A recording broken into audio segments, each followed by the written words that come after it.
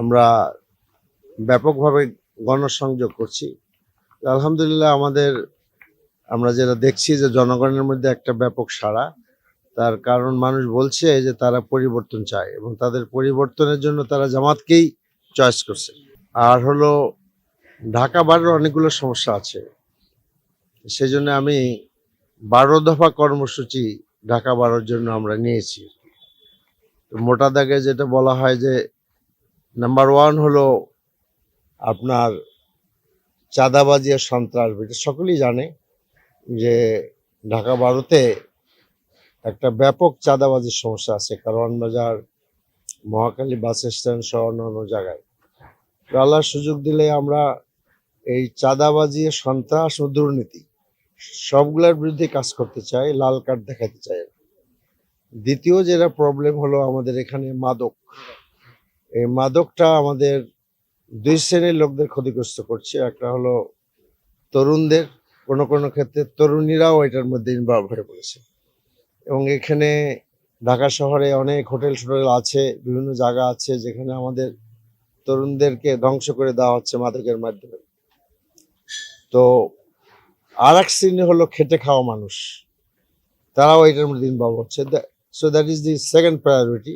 Third হলো আমাদের গোটা এলাকা জুড়েই কয়েকটা সমস্যা আছে, যেমনটি আপনি বললেন, গ্যাসের সমস্যা, এরপরে পানির সমস্যা, সুয়ারেজের সমস্যা, আর একটা জলবদ্ধতার সমস্যা। এটা আছে। তা আমরা একটা ইঞ্জিনিয়ারিং টিম গঠন করেছি।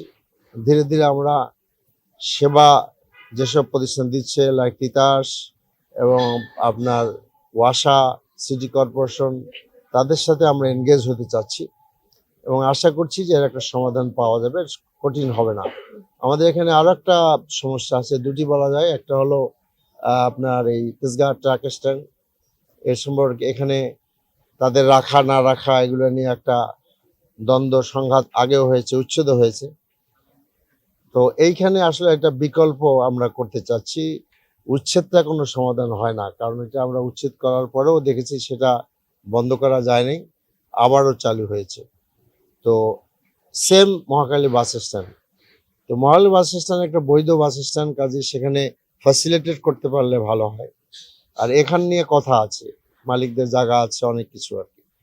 ট্রাক ড্রাইভার এবং বাস ড্রাইভার এদের একটা কমন প্রয়োজন আছে যে যখন তারা এক্সস্টেড হয়ে আসে বাস ট্রাক চালিয়ে, তখন তাদের একটা গোসলের দরকার হয় এবং বাথরুমের দরকার হয়, চারটে খাওয়ার প্রয়োজন হয়। শীতকালে গোসল করতে হলে একটু মানে গরম পানি হলে ভালো হয়। তা আমি ভাবছি যে এগুলো খুব কঠিন কাজ না, এগুলো করা যাবে, প্রয়োজন আছে। তো এরপরে আমাদের যে এখানে খেলার মাঠের সমস্যা আছে।